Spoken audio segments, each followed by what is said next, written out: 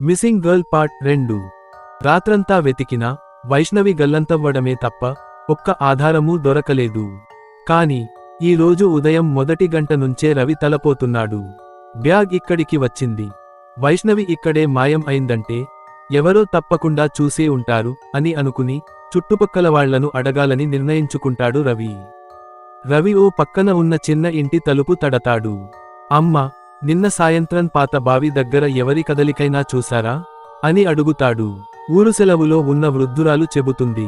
ఓయ్, నేను కొంచెం దూరం నుంచి చూశా బాబు, ఓ బైకు వెళ్ళింది.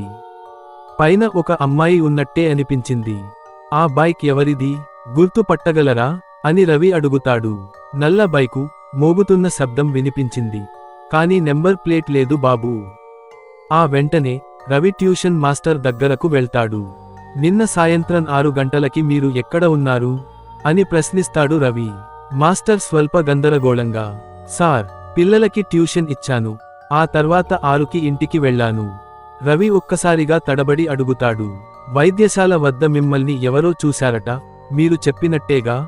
మాస్టర్ అసహజంగా తడబడుతూ, అవును సార్, యాక్చువల్గా ఓ ఫ్రెండ్ని కలవడం కోసం బయటకి వచ్చాను.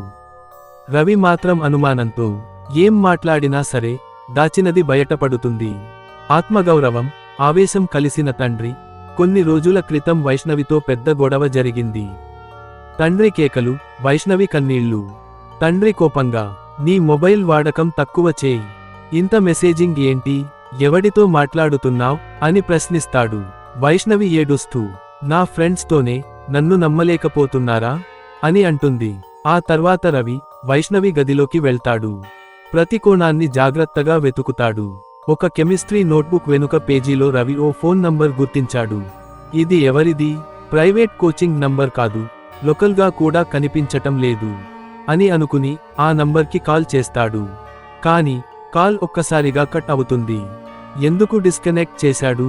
ఇదే మొదటి నిజమైన లీడ్ అనుకుంటాడు రవి.